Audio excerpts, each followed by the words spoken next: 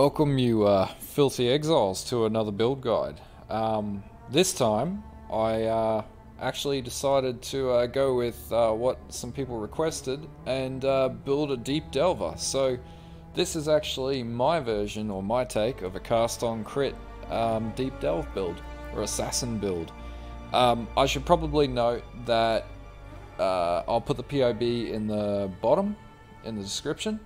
I've made a lot of, well, not a lot, but I've made a fair few changes compared to what the meta build has been, because I actually worked out a few things that weren't in meta builds. Like here, you'll see that the cat's agility is cycling at the moment. I'll basically do this guide a little differently. I'm going to do this by hand and really guide this one through, because there's a fair few mechanics at play here. We're going to be looking at elusive buffs. We're going to be looking at the aspect of the cat buff. There's some unique crafts and unique ways that I managed to get my gear pretty much up to spec, and we're also going to look at reducing the total mana cost of channeling skills to make this sustainable as well. Essentially, when the basic mechanics of this build is we're running a cyclone skill in our chest. That's got a cast on critical strike gem applied to it, and then every time you essentially crit, you cast a Ice Nova. Now, the added bonus to the way that obviously Cosbury Malice works, and why we have two of them, is the unique modifier on Cosbury's Malice is that it triggers a socketed cold spell on melee critical strike. So when you crit, you also trigger any cold spell that is socketed into these two swords, which is why this build is quite powerful. And you'll see in the B-roll that at the start that it pretty much absolutely destroys fucking everything and obliterates maps and everything. Right now it is unbelievably overpowered, and it is probably going to get nerfed. But anyway, without any further ado, I might also add with this one, obviously I haven't got the right helmet enchant yet, and my boots and my gauntlets I haven't really fucked around in Uberlab, because I don't really like Uberlab, but there are obviously enchants that we can put on these too. Anyway, without any further hold up, I'll get into the guide. Okay, so like I said at the start, I was going to do this one different to the last few guides that I've done, just simply because of the mechanics and explaining it. So if we're going to start with gearing, and in particular the uniques that you'll need, and also the items that you're going to need to get you through. So obviously the very first two uniques that you're going to need are going to be the Cosbury Malices. Now, when you're leveling up, you can use claws, daggers, whatever, but your end build is going to be Cosbury Malices. Unfortunately, they're about 1.8x, so if you follow my my delve farming guides, you'll be able to accumulate the currency to be able to purchase these ones pretty quickly off the trade site, the in-game currency trade site, not real money trade site, I should add. So once you've also acquired these, outside of these two, there's no real other unique items per se that you will need. That's pretty much it for these.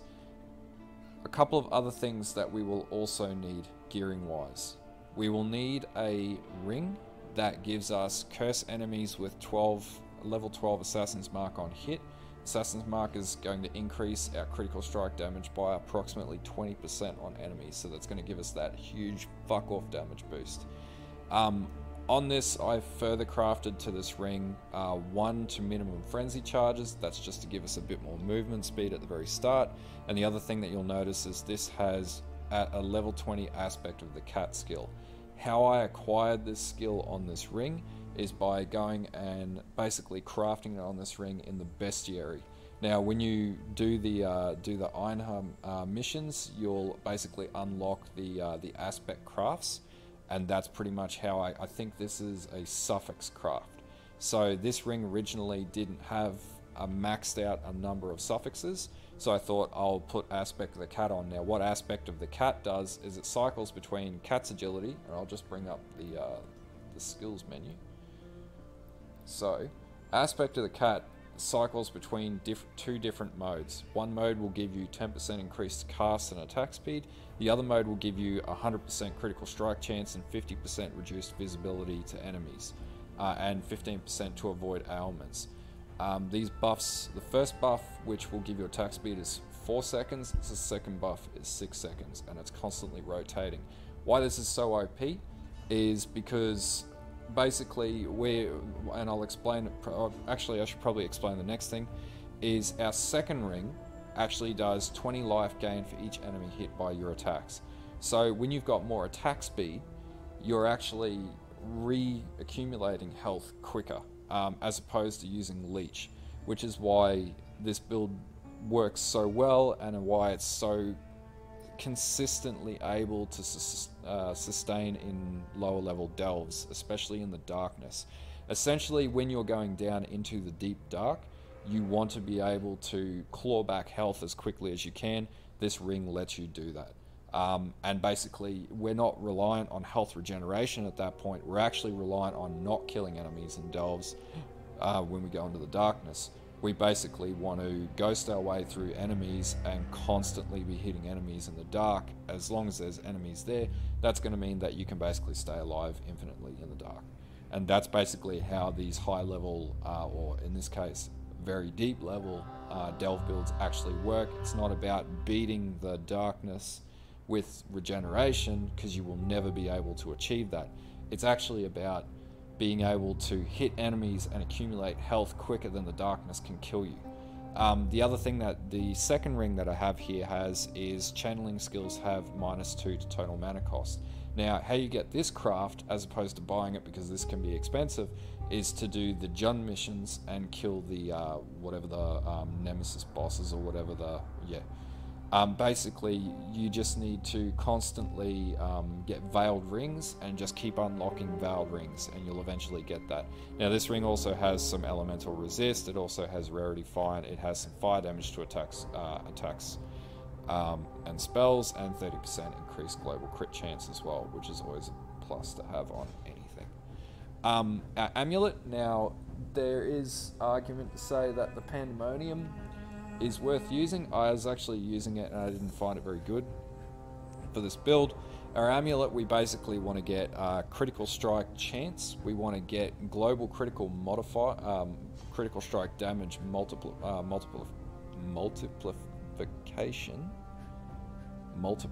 whatever. Anyway, in this case, I have a pretty decent roll of 35%. I also got rarity find, cold resist to max out cold resist, and because we do cold damage, I've picked up 0.4% cold damage leech does life as well. In this case, for my anoint, I've put sovereignty, and what sovereignty will do, it will actually let you it will reduce mana reservation of auras by 6% and increase their effect by 10%, which is good if you want to run multiple manas on a non-aura bot. In this case, I can run three auras simultaneously, and I can buff up my Herald of Ice, and I'll explain that when I go through gems. There'll be the usual screen that I do for that. My helm, I just basically have a Hubris circlet. With this one, I've got heap of health, 42% fire resist, 44% lightning resist, and I've got chills from Ice Nova always reduce action speed by at least 6%. That's not the ideal craft. I would like to have 40% Ice Nova damage. That's going to top my damage out further, but that helm is like, I think it was like 12 to 24x right now, and I don't have enough X to afford it, so this one's going to have to do for now. You can use any base, doesn't have to be a Hubris circlet with this one. As long as it's got health and resist, and as long as you get your Ice Nova enchant, you're good. For the gauntlets, I'm basically using just a basic set of Hydroscale gauntlets. In this case, I get 75 health, some magic find, cold resist, 2 life gained per hit, so we're trying to push that life gained up. Now, this is what's also important. We need increased damage with hits against chilled enemies, because we're going to be constantly chilling enemies. Like, we're running bone chill support, we're running cold penetration, we're running hypothermia, we're running pretty much everything that does cold damage. So that's going to give us 39% increased damage against those chilled enemies. Nextly, we want to get a craft, again using the Jun. We want to unlock the damage during flask effect, because we're going to be using our Quicksilver, Quartz, and our Jade Flask quite a lot. For boots, we're basically looking at any set of boots that gives you a shitload of health, 30% movement speed. In this case, I lucked out, I got 6% dodge for spells as well, because this is a dodge character, and also some fire and lightning resist. If you can afford it, get some boots with Tailwind. That's going to give you an increase of movement speed. Again, this character is very fast when mapping, and you would have seen that at the very start.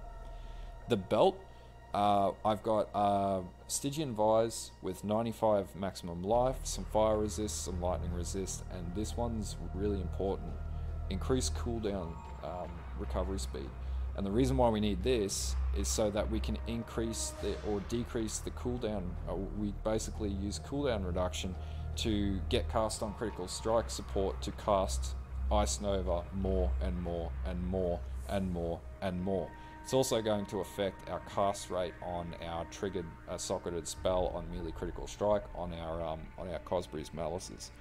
And this is basically going to, I believe they call it, reduce the tick rate on the server, which is going to allow you to cast a shitload more spells, basically, or 11% reduction to the delay between casting the next triggerable spell from critting.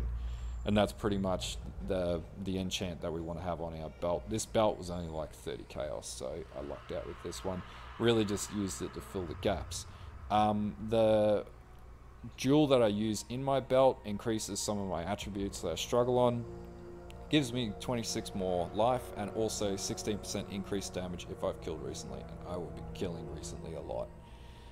Finally, for my chest, I actually had this donated by a supporter on my channel, and at the time this was about 45 exalt, so thank you dude, that was fucking awesome of you. But I'm using a 6-link Assassin's Garb, and this one actually has, I believe this has the Bran modifier. I think this is, I can't remember which modifier that actually is, but it's the electricity dude.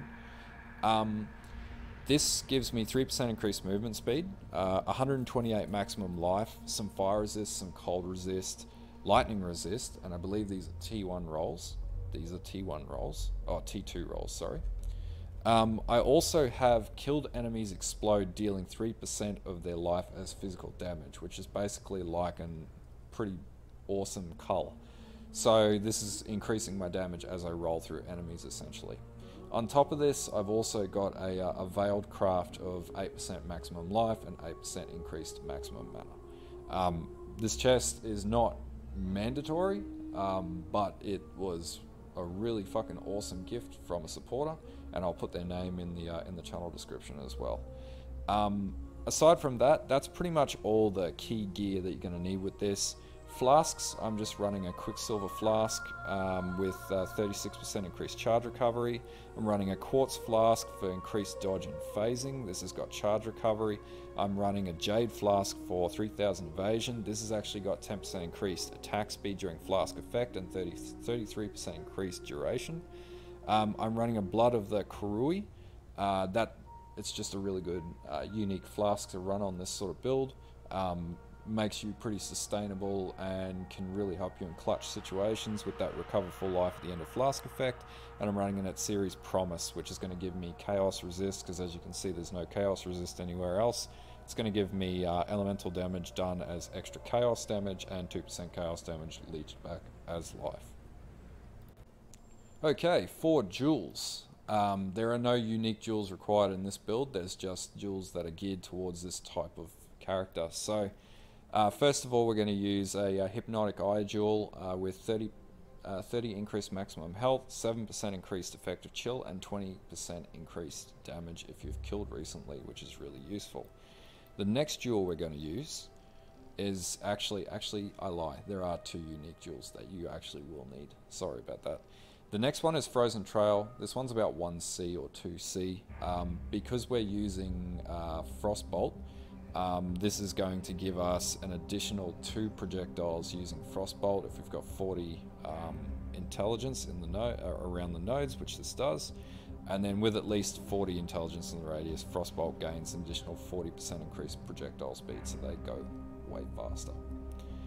The next jewel that we're going to need, which is really important because we're running crit, is Tempered Mine. Now I think this was like 10 or 20C when I got it. It's not very expensive, but basically this is going to increase our accuracy based on the 10 per 10 intelligence nodes that are either allocated or unallocated passives in the radius. As you can see, it's strategically positioned in this part of the tree because this has the highest amount of clusters of, or highest amount of intelligence nodes sort of sitting in sequence. We've got 1, 2, 3, 4, 5, 6, 7, 8, 9, which is whatever that calculates, like what, 1200, something like that, 1175.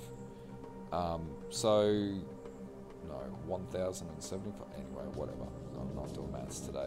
And that's going to essentially give us pretty close to 100% accuracy when it comes to hitting enemies, which means essentially with our crit percentage being at an effective percentage of 95% on this build and pretty much maxed out accuracy, we're essentially always going to critical hit something. So, and that's going to trigger all of our spells.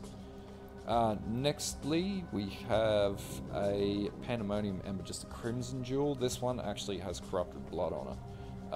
And that's basically so you can fight, what's his face, the Endbot, the Awakener, Osiris, as they call him. This jewel I've just picked up has 14 in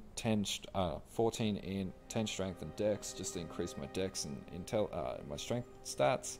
5% increased attack speed with one-hand melee weapons, we have 2 of those, and 18% to critical strike multiplier for cold skills. Obviously we're using all cold skills except Cyclone, so that's going to benefit from that. I don't believe I have any more jewels, so that's our jewel setup.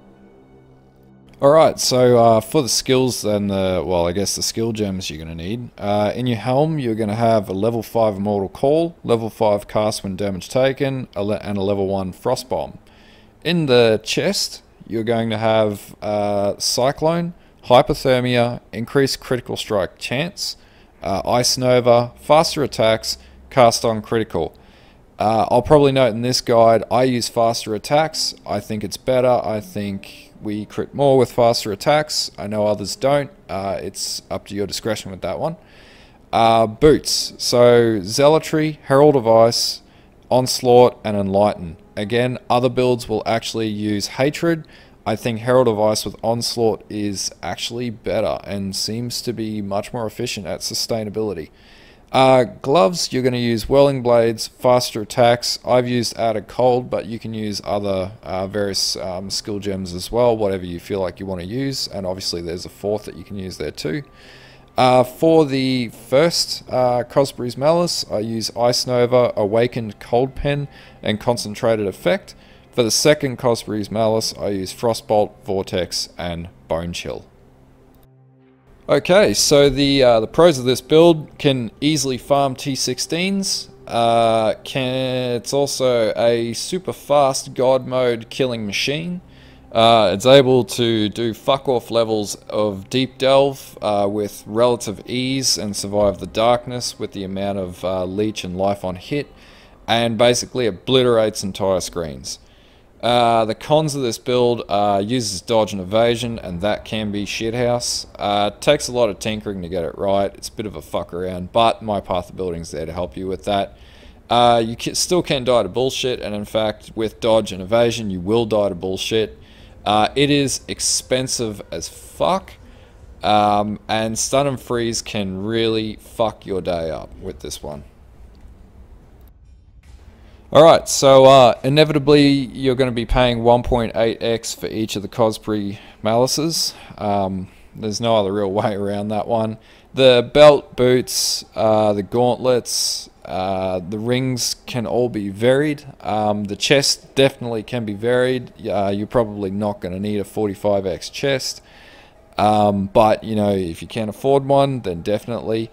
Flasks pretty much alterate and craft the flasks yourself, aside from the At Series Promise and the Blood of the Karui. And yeah, pretty much from there you can do whatever you want with the build. Total price is approximately 55x with this particular iteration, but it can be way cheaper than that. Okay, skill tree time. Alright, so for the skill tree, I have kept it pretty standard based on a lot of other similar builds. Obviously my gem setup is a little different, and we would have went through that in the gems part of this video. Anyway, so essentially we start at the assassin dude. What's he? I can't remember it's not duelist, it's assassin, whatever. I've lost it. Anyway, we start at this guy's starting node. Shadow. That's the fucking name I was thinking of. God damn it! I've played too many hours of this game. It's rotted my brain. Alright, so we basically take these damage nodes up here into Elemental. We pick up Trickery. We're going to go down and pick up Coordination. That's as we're leveling up at the very start. Then we're going to pick up Assassination to Cold-Hearted Calculation. From here, we don't want to go up yet. We want to go up after we've got our dodge nodes. So we're going to go down Lethal Assault. We're going to pick up this first dual socket here. Then we're going to go down, pick up Blood Drinker, move down, pick up Acrobatics up to Phase Acrobatics. This is going to give us our dodge, though it is going to absolutely rail our armor and everything else. But, you know, fuck that, we don't need armor, we are stronger than that, we're just got to be faster and smarter than everyone else. Then we're going to go down, we're going to pick up Heartseeker, we're going to pick up this the second dual socket here, we're going to pick up some Acuity, so we get some accuracy with this Acuity, and then we're going to pick up Herbalism down here, because, you know, we want to at least have 5,000 health. In this case, we've just pushed ourselves over the line. Then once we've unlocked all these nodes, we're going to go back up, we're going to pick up Written in Blood up to Doomcast, and that's going to increase our critical strike multiplier for spells, and also health and bloody hell, health in the ass. Then we want to come back up here and we want to pick up Olcrity. Olstrity. I always fuck this one up. I think I fucked it up in my last build. God damn, I'm choking on my own spit. God fucking damn it. Alright, then we want to pick up this this Snowforge node. This is going to give us a 30% increased crit chance multiplier and fire and cold resist. Then we want to go up and pick up Throat Seeker. This is going to give us, what's that, 54% critical strike multiplier. And we need critical strike multiplier in every scenario in this build. Then we're going to go across, pick up the Tempered Mind, or we're going to pick up this third dual socket. I would say leave these power charge nodes until last, but you know what? If you want to pick them up and start accumulating that, that's fine. You can do that. That's up to you. Then we're going to go up and pick up Cruel Preparation. The next thing we want to do is come down, pick up Blast Radius. That's going to increase our area of effect damage. Then come down to Deep Wisdom. We basically get a little bit of intelligence, so we're a little less dumb, and maximum mana and energy shield. Coming across to Heart and Soul, and then Arcanist Dominion. Then when we get to this intelligence node, we pick up our next dual socket. Then we're going to pick up Quick Recovery. I've seen builds that use Mind Over Matter. That's just stupid at this point. We have like 50 reserved mana, and if we get hit once and we're not able to chew our mana back up quickly enough, then we're basically never going to be able to cast Cyclone. So don't pick this node up. People who put this shit in their guide are stupid. Or sorry, I probably shouldn't say that. They're not stupid.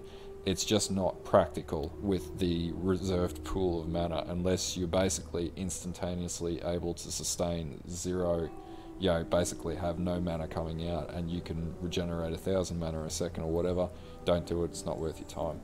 We're going to be hitting back enough life anyway with our rings and also our Assassin's Mark.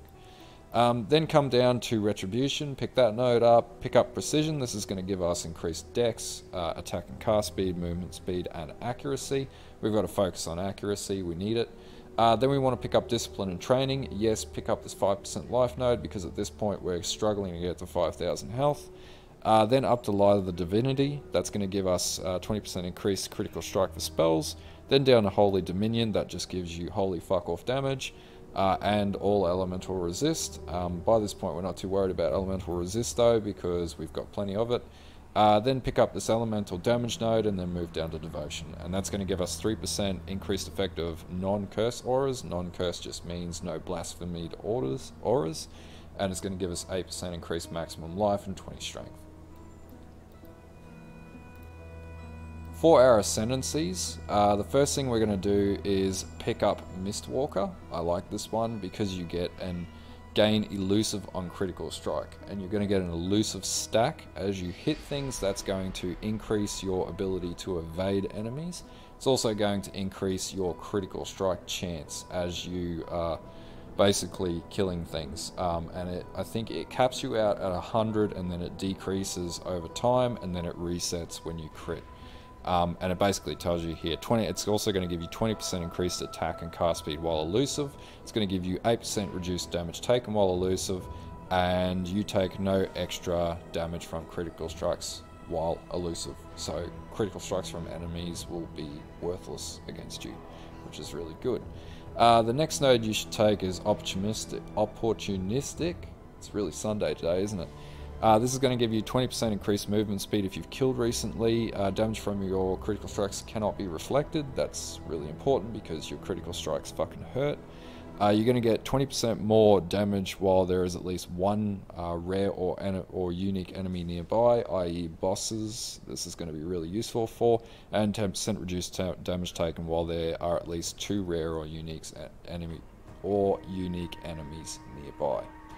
The third, the Merc difficulty nodes that you're going to take then is going to be Unstable Infusion. This is going to be 10% increased chance to gain power charge on critical strike, and when we're doing 95% crit chance, that's pretty much, you're going to get that at least every 5 hits, or at least every 5.5 hits, or whatever the or 5.2 hits, or whatever the percentage portionment is there. Also 20% chance to gain power charge on non-critical strikes. So essentially, if you crit, you're going to get less of a chance to get a critical. The 10% is actually not 1 in 5 hits, they'll be 1 in 10 hits. If you crit, you got a 10% chance of getting a power charge. If you don't crit, you got a 20% chance basically, and you get to get an additional power charge. So that's going to increase your crit strike further and your mana regen as well.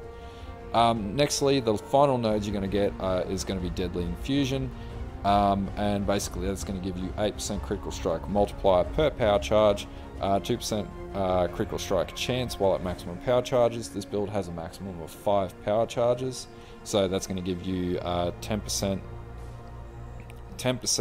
increased critical strike chance and 40% increased critical strike multiplier. And then after that, once you cap out at your power charges, and you definitely will, as you would have seen at the very start, you'll get 10% increased movement speed while at maximum power charges. Okay, so we went through a fair bit of shit today on this build guide. I'm piecing this together, so I'm hoping that this isn't too long. I'm just recording the footage in split pieces so I can really focus on getting it right. If this video helps you, then like and sub. I would probably say with this build, I'm progressing down to Delve 500 now, with pretty much it's piss easy. So yeah, I don't know what to say. Yeah, this is pretty much perfect for delving, which is why most of the level 100 delvers are running a build similar to this. I would say I will probably play this build in the next league as well. I also want to play a Herald of Purity as my starter build. I don't know what the patch changes are going to be in the next 3 weeks or 2 weeks, but I guess we'll find out during this week what the actual content's going to be and what the nature of it's going to be like. But if you're keen on delving and this is the you want to know how you're going to get down and do those lower delves, then this is going to be the character for you. Anyway, like I said, Like and sub if you like this video. If you think it's absolutely shit, then downvote it to shit. And until next time, bye.